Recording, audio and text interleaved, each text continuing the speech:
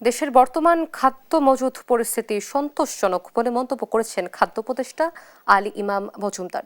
বলেন, খাদ্য সংকটের কোনো আশঙ্কা নেই। রোববার সচিবালয়ে দেশের খাদ্য মজুদ পরিস্থিতি নিয়ে সাংবাদিকদের সঙ্গে আলাপকালে এই কথা বলে তিনি। খাদ্য উপদেষ্টা জানান, সরকারি খাদ্য গুদামে বর্তমানে 20,27,420 মেট্রিক টন খাদ্যশস্য মজুত আছে।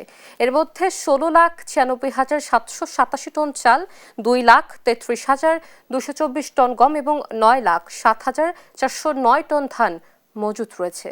দেশে খাদ্য সংকটের আশঙ্কা নিয়ে জানিয়ে তিনি বলেন, ভারত বাংলাদেশের মধ্যে রাজনৈতিক টানাপোড়েনের প্রভাব খাদ্য পরিস্থিতির ওপর পড়বে না।